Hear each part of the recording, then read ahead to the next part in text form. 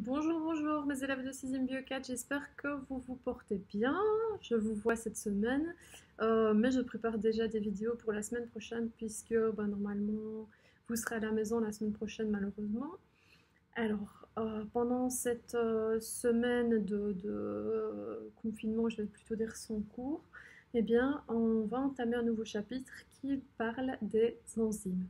Alors, les enzymes, ce sont des protéines, d'accord? Toutes les enzymes sont des protéines, ça vous devez bien comprendre.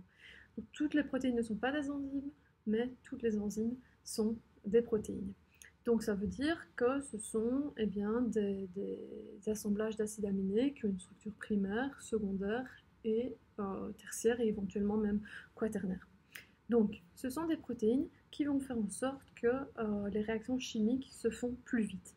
Par exemple, si vous prenez du glucose et du fructose, vous savez que tous les deux ensemble forment un disaccharide qu'on appelle du saccharose. C'est le sucre de table que vous connaissez bien, que vous avez à la maison. Eh bien, si vous regardez un morceau de sucre et que vous attendez que le glucose et que le fructose se séparent, vous allez en avoir pour très longtemps.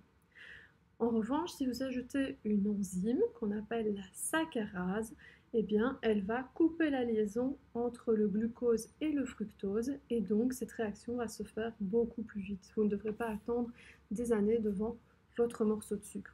Donc, quelque chose qui accélère une réaction, c'est ce qu'on appelle un catalyseur. Eh bien, les enzymes sont des catalyseurs biochimiques, d'accord? Donc, c'est-à-dire des catalyseurs biologiques, donc fabriqués par des êtres vivants puisque ce sont des protéines. Ok? Ça, c'est la première chose à bien comprendre. Alors, vous en connaissez des enzymes, vous avez déjà entendu parler de l'ADN polymérase qui permet de recopier l'ADN, l'ARN polymérase qui permet de refaire l'ARN. Je vous ai parlé de la saccharase. Vous voyez que tous ces noms se terminent par ase. Donc, beaucoup d'enzymes portent des noms qui se terminent par ase. Donc, dès que vous entendez ase, à la fin d'un mot en biologie, en biochimie, vous pouvez vous dire que c'est probablement une enzyme dont on vous parle. Alors, l'expérience que j'aurais aimé faire en classe avec vous, mais je pense que ça va être un peu limite dans le temps, on va voir, c'est une expérience qui porte sur la catalase du navet. Alors, la catalase, c'est une enzyme qui va accélérer, comme toutes les enzymes, une réaction chimique. Et la réaction qu'elle accélère, eh bien, c'est de faire en sorte que l'eau oxygénée, ou le peroxyde d'hydrogène, donc c'est ce qu'on utilise pour décolorer les cheveux, par exemple, H2O2, c'est la formule H2O2, eh bien, ce composé n'est pas très stable. On le garde au frigo en laboratoire, mais sinon il a tendance à se décomposer. En quoi? Eh bien, en eau, H2O, et en dioxygène. Donc, on va avoir des petites bulles qui sortent et on aura de moins en moins de H2O2 pur, je vais dire ça comme ça. Donc, on aura de plus en plus d'eau dans le mélange et d'oxygène, des petites bulles qui vont sortir du flacon si on le laisse ouvert, si on le laisse en dehors du frigo. Néanmoins, cette réaction, elle est lente. Si on veut l'accélérer, on peut utiliser une enzyme qui s'appelle la catalase. Et cette enzyme, on la retrouve naturellement dans le navet. Alors, le TP que j'aurais aimé faire avec vous, eh bien, c'est donc de broyer des navets, d'accord, d'en extraire le jus, de filtrer, d'en extraire le jus, et là-dedans, il y a cette fameuse catalase. Alors, donc, j'espère que vous avez bien compris la réaction. Donc, c'est 2 H2O2 pour équilibrer, se transforme en 2 molécules d'eau plus l'oxygène qui donne un dégagement gazeux. Et bien, c'est comme ça qu'on peut voir si la réaction fonctionne vite, fonctionne bien ou ne fonctionne pas du tout. C'est grâce au dégagement gazeux.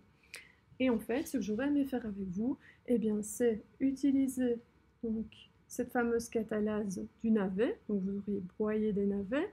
Et puis, vous auriez filtré, vous auriez mis ça dans un Erlenmeyer, d'accord, dans un récipient qu'on utilise en laboratoire.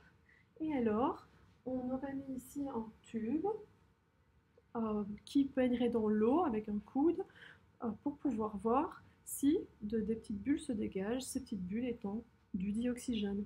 Sorry, petit problème technique. Donc je disais, ici on a un tube donc, dans lequel on va avoir passé ici des petites bulles.